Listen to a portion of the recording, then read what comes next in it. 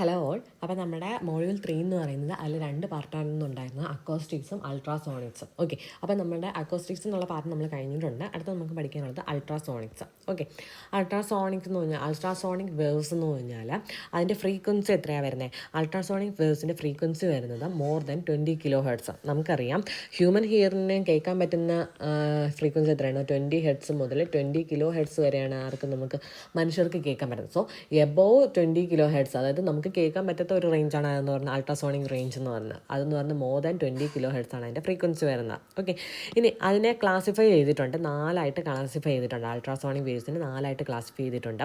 ഒന്നെന്ന് പറഞ്ഞാൽ transverse ultrasonic അല്ലെങ്കിൽ ഷിയർ വേവ്സ് എന്ന് പറയും. എന്താണ് ട്രാൻസ്വേഴ്സ് അൾട്രാസോണിക് അല്ലെങ്കിൽ അതിനെ വിളിക്കുന്ന പേരാണ് shear waves. Okay, shear waves എന്ന് പറഞ്ഞാൽ particles of the medium vibrate perpendicular to the direction of propagation of wave. Okay, അപ്പോൾ ആ ഒരു എന്താണ് മീഡിയത്തിലെ പാർട്ടിക്കിൾസ് എങ്ങനെ ചെയ്യും?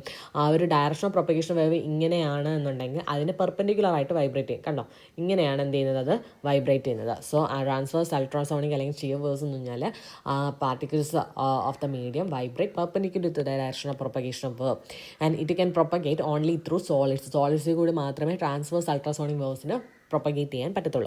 അടുത്ത് വരുന്ന ലോഞ്ചിറ്റ്യൂഡിനൽ അല്ലെങ്കിൽ കംപ്രഷണൽ വേവ്സ് ആണ്. കംപ്രഷണൽ വേവ്സ് എന്ന് പറഞ്ഞാൽ these waves travel through medium as alternative compressions and rarefactions vibrating parallel to the direction of propagation of wave. അപ്പോൾ ഓൾട്ടർനേറ്റീവ് കംപ്രഷൻ റെയർ ഫ്രാക്ഷനും ആയിട്ടാണ് എന്ത് ചെയ്യുന്നത്? ഈ ലോഞ്ചിറ്റ്യൂഡ് അല്ലെങ്കിൽ കംപ്രഷണൽ വേവ് വൈബ്രേറ്റ് ചെയ്യുന്നത്. And it vibrating parallel to the direction of propagation of wave. അപ്പോൾ ഡയറക്ഷൻ പ്രൊപ്പഗേഷൻ വേവിന് പാരലായിട്ടാണ് എന്ത് ചെയ്യുന്നത്? ഇത് വൈബ്രേറ്റ് ചെയ്യുന്നത്. സർഫസ് വേവ്സ് അല്ലെങ്കിൽ റിലേക്സ് വേവ്സ് ഉണ്ട് എന്ന് പറഞ്ഞാൽ ഇതെന്ന് പറഞ്ഞാൽ ട്രാൻസ്വേഴ്സ് വേവും അല്ല, ലോഞ്ചിറ്റ്യൂഡിനൽ വേവും അല്ല, അതാണ് ഇതെന്ന് surface wave. Okay, they are analogous to water wave പോലെ ഇരിക്കും. അതുപോലെ അതെന്ന് പറയുന്നത് സോളിഡ്സിൻ്റെ സർഫസിൽ കൂടെ മാത്രമേ അതെന്ത് ചെയ്യുള്ളൂ? ട്രാവൽ ചെയ്യത്തുള്ളൂ. അടുത്ത് വരുന്ന ലാംബ് വേവ്സ് അല്ലെങ്കിൽ ഫ്ലക്ചറൽ വേവ് അല്ലെങ്കിൽ പ്ലേറ്റ് വേവ്സ് ആണ്. These waves produced in extremely thin metal. ഈ എക്സ്ട്രീംലി തിൻ മെറ്റലിലാണ് എന്ത് ചെയ്യുന്നത്? ലാംബ് വേവ് അല്ലെങ്കിൽ ഫ്ലക്ചറൽ വേവ് അല്ലെങ്കിൽ പ്ലേറ്റ് വേവ്സ് പ്രൊഡ്യൂസ് ചെയ്യുന്നത്. ഇനി പ്രോപ്പർട്ടീസ് ഓഫ് അൾട്രാസോണിക് വേവ് ആണ് അടുത്ത് നമ്മുടെ പഠിക്കാനുള്ളത്. ഓക്കെ, നമ്മൾ പറഞ്ഞ ഫ്രീക്വൻസി എത്രയാണ്? ഗ്രേറ്റർ ദാൻ 20 കിലോ ഹെർട്സ് ആണ്. ഹൈലി എനർജറ്റിക് ആണ്. ഓക്കെ, അതായത് ഇതിന് ഹൈ ഇൻറ്റൻസിറ്റി അൾട്രാസോണിക് വേവ്സ് എന്ന് പറയുന്നത് എന്ത് ചെയ്യും? ചില സർട്ടൺ ലിക്വിഡ്സിൽ കെമിക്കൽ ചേഞ്ചസ് ഉണ്ടാകാൻ കാരണമാകാം. ആൻഡ് അതുപോലെ തന്നെ ചില കെമിക്കൽ റിയാക്ഷൻസ് ഇനിഷ്യേറ്റ് ചെയ്യാനും നമുക്ക് ഈ അൾട്രാസോണിക് വേവ്സിന് യൂസ് ചെയ്യാം. ചില കേസസിലാണെങ്കിൽ നമുക്ക് ആ ഒരു കെമിക്കൽ റിയാക്ഷനെ ആക്സിലറേറ്റ് ചെയ്യാനും നമുക്ക് എന്ത് ചെയ്യാം? അൾട്രാസോണിക് വേവ് കൊണ്ട് പറ്റും.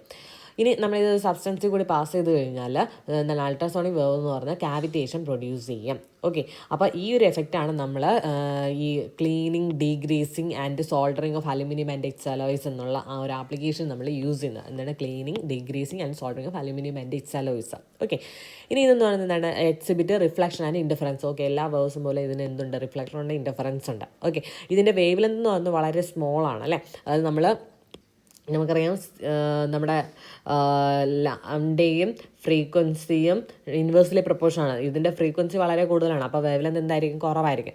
സോ ഇതിൻ്റെ വേവ് ലെന്ത് എന്ന് പറഞ്ഞാൽ വളരെ സ്മോളാണ്. അതുകൊണ്ട് തന്നെ ഡിഫ്രാക്ഷൻ എഫക്റ്റ് എന്ന് പറഞ്ഞാൽ നെഗ്ലിജിബിൾ ആയിരിക്കും. Hence, ultrasonic waves can be transmitted over long distances without much loss of energy. Okay, നമുക്ക് ലോങ് ഡിസ്റ്റൻസിൽ എന്ത് ചെയ്യാൻ പറ്റും? അൾട്രാസോണിക് വേവ്സിനെ നമുക്ക് ട്രാൻസ്മിറ്റ് ചെയ്യാം. അവിടെ എനർജി ലോസ് ഒക്കെ കുറവായിരിക്കും. കാരണം എന്താണ്? അതിൻ്റെ വേവ് ലെങ്ത് എന്ന് പറഞ്ഞാൽ സ്മോൾ ആയതുകൊണ്ട് അവിടെ നെഗ്ലിജിബിൾ ആയിട്ടുള്ള ഡിഫ്രാക്ഷൻ എഫക്റ്റേ ഉണ്ടാകത്തുള്ളൂ. അപ്പോൾ ഈ ഒരു പ്രോപ്പർട്ടിയാണ് നമ്മൾ അൾട്രാസോണിക് ഗൈഡഡ് ടെക്നിക്സിൽ നമ്മൾ യൂസ് ചെയ്യുന്നത്.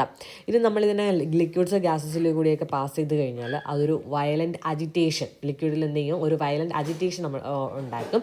അത് നമുക്ക് വളരെയധികം പ്രാക്ടിക്കൽ ആപ്ലിക്കേഷൻ ഉള്ള ഒരു കാര്യമാണ്.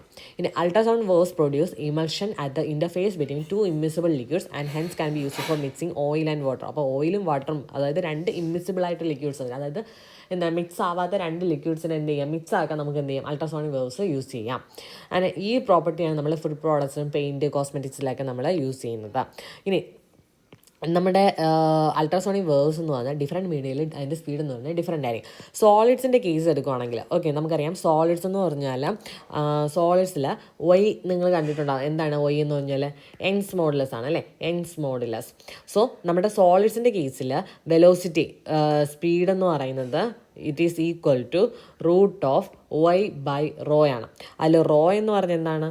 നമ്മുടെ ആ ഒരു മീഡിയത്തിൻ്റെ ഡെൻസിറ്റി. ഓക്കെ. ഇനി ലിക്വിഡ്സിൻ്റെ കേസിലാണെങ്കിലോ ലിക്വിഡ്സിൻ്റെ കേസിലാണ് വി ഈസ് ഈക്വൽ ടു എന്താണ് root of K by rho ആണ്. അതിൽ കെ എന്ന് പറഞ്ഞാൽ എന്താണ്, കെ എന്ന് പറഞ്ഞാൽ യങ്സ് മോഡുലസ് ആയിരുന്നു അല്ലേ. അപ്പോൾ കെ എന്ന് പറഞ്ഞാൽ എന്താണ് നമ്മുടെ ബൾക്ക് മോഡുലസ്. അതുപോലെ തന്നെ ഗ്യാസസിലാണെങ്കിൽ നമുക്ക് അടുത്തൊരു ഇക്വേഷൻ ഉണ്ട്, gamma P by rho, root of gamma P by rho. അതിൽ പി എന്ന് പറഞ്ഞാൽ എന്താണ് നമ്മുടെ പ്രഷറാണ്. ഓക്കെ, പി എന്ന് പറഞ്ഞാൽ പ്രഷറാണ്. ആൻഡ് ഗാമ എന്ന് പറഞ്ഞാൽ എന്താണ് നമ്മുടെ സ്പെസിഫിക് ഹീറ്റാണ്. ഓക്കെ, അതായത് ഇറ്റ് ഈസ് റേഷ്യോ ഓഫ് എന്താണ് specific heat at constant pressure divided by specific heat at constant volume. അപ്പോൾ ഇതാണ് അതിൻ്റെ സ്പീഡ് കണ്ടുപിടിക്കാനുള്ള ഇക്വേഷൻ എന്ന് പറയുന്നത്. ഓക്കെ, അപ്പോൾ ഇത്രയാണ് നമുക്ക് അൾട്രാസോണിക് വേവ്സിൽ ഇൻട്രൊഡക്ഷൻ പറയാനുള്ളത്. ഇതിൽ നിങ്ങൾ വേറെ ഒന്നും പഠിച്ചില്ലെങ്കിലും 20 kHz മുകളിലാണ് ഇതിൻ്റെ ഫ്രീക്വൻസി എന്ന് പഠിക്കുക. ഇത് ചോദിച്ചിട്ടുള്ള ഒരു കാര്യമാണ്. അതുപോലെ തന്നെ നമ്മുടെ എന്താണ് ഈ ഒരു സ്പീഡ് കണ്ടുപിടിക്കാനുള്ള ഇക്വേഷൻസ് ജസ്റ്റ് അറിഞ്ഞിരിക്കുക. ഇത് ചോദിച്ചിട്ടില്ല എങ്കിലും ജസ്റ്റ് ഒന്ന് അറിഞ്ഞിരിക്കുക. ഓക്കെ, അപ്പോൾ ബാക്കി നമുക്ക് നെക്സ്റ്റ് ക്ലാസ്സിൽ നോക്കാം. Thank you.